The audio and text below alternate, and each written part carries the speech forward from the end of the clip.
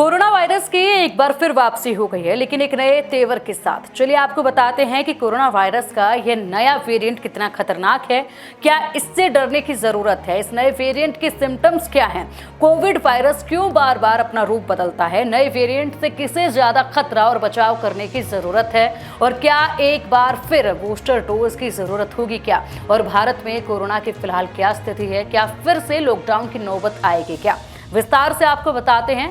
इस बार सिंगापुर में कोविड के मामलों में उछाल आया है। यहाँ कोविड का LF.7 और NB.1.8 नाम के वेरिएंट के मामले बढ़ रहे हैं।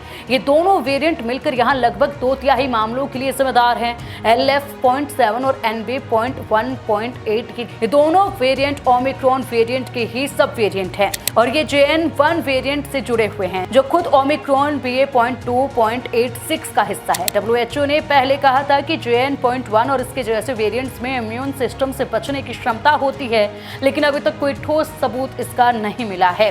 ये पुराने ओमिक्रॉन वेरिएंट की तुलना में ज्यादा गंभीर बीमारी करते हैं। अब सवाल ये है कि नया वायरस कितना खतरनाक है, क्या इससे डरने की जरूरत है? तो डॉक्टर्स की तरफ से बताया गया है कि यह RNA वायरस है, इसलिए यह अपने आप में बदलाव करके नए वेरिएंट्स बना सकता है। दूसरे देशों में भी ऐसे ओमिक्रॉन से जुड़े वेरिएंट देखे जा रहे हैं।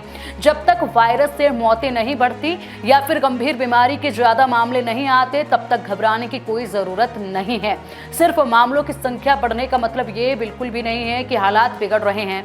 अब इस वेरिएंट के सिम्टम्स क्या हैं? तो इस नए वायरस से गले में खराश, बुखार, नाक बहना, सूखी खांसी, थकान, सिर दर्द और स्वाद या फिर गंध का ना आना जैसे सिम्टम्स दिखाई देते हैं।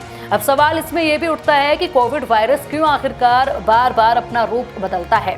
तो इसके लिए बताया गया है कि दुनिया में अब यहाँ पर एक नया एवोल्यूशन हो रहा है, यानी कि वायरस अपने आप को बदल रहा है ताकि वह दवाओं और वैक्सीन के असर से बच सके। वायरस अपने आप को ऐसे ढाल लेता है कि वह लोगों को मारे बिना भी तेजी से फैले और जिंदा रहे। यही इसका तरीका है, तेजी से फैलो, कॉपी बनाओ और अगले इंसान में पहुंच जाओ। इस नए वेरिएंट से किसे ज्यादा खतरा और बचाव करने की जरूरत है, ये अब आपको बताते हैं।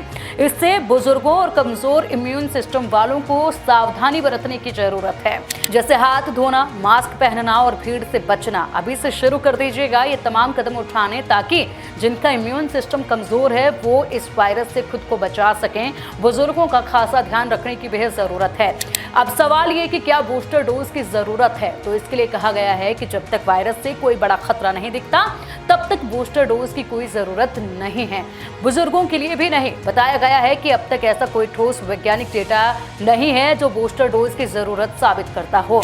इसके अलावा अभी जीनोम सीक्वेंसिंग की भी जरूरत नहीं है। अब बात भारत की, देश में कोरोना की क्या स्थिति है इसके बारे में बात कर लेते हैं। तो एशिया में कोरोना का प्रकोप बढ़ते देख भारत में भी खलबली मची हुई है, क्योंकि मुंबई में कोरोना वायरस के मामले बढ़ रहे हैं, जिसने स्वास्थ्य विभाग की चिंताएं बढ़ा दी हैं। मुंबई महानगर पालिका क्षेत्र में अब तक 53 कोरोना पॉजिटिव मरीज पाए गए हैं। वहीं कोविड संक्रमित 2 मरीजों की मौत की भी खबर है। हालांकि दोनों ही मरीजों की स्थिति पहले से ही गंभीर थी। एक मरीज को मुंह का कैंसर था, जबकि दूसरे को नेफ्रोटिक सिंड्रोम था। वहीं 19 मई तक पूरे भारत में 257 एक्टिव केस हैं और सभी हल्के सिम्टम्स वाले हैं, जिन्हें अस्पताल में भर्ती करने की जरूरत नहीं है। भारत में एक वैक्सीन मौजूद है जो ओमिक्रॉन वेरिएंट के खिलाफ बनी हुई है, वो पहले से ही लोगों ने लगवाई हुई है। अब चलिए बात कर लेते हैं कि आखिरकार भारत में कोरोना वायरस ने पहली बार एंट्री कब मारी थी। भारत में कोरोना वायरस ने 2020 में 30 जनवरी में पहली बार एंट्री ली थी। पहला मामला केरल के त्रिशूर जिले से सामने आया था। लगभग 3 साल 3 महीने तक कोरोना वायरस ने लाखों लोगों को प्रभावित किया और लाखों जिंदगियां छीनी। 3 सालों में लगभग 4.5 करोड़ मामले सामने आए थे और लगभग 5,30,000 लोगों की मौत हुई थी। लेकिन भारत की तरफ से समय पर उठाए गए कदम, टीकाकरण अभियान और जनता की जागरूकता के चलते इस महामारी पर काफी हद तक काबू पा लिया था। लेकिन अब एक बार फिर कोरोना वायरस का प्रकोप शुरू हो चुका है।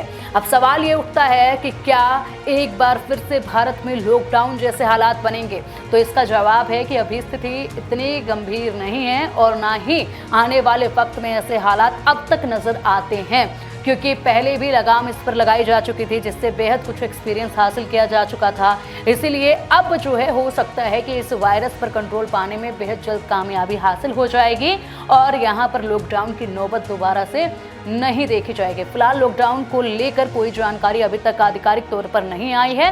हालात फिलहाल काबू में हैं, लेकिन फिर भी आप सभी को सजग रहने की जरूरत है। एहतियातन कदम जरूर उठाइएगा अपनी सेहत की सुरक्षा के लिए, अपनों की सुरक्षा के लिए। धन्यवाद।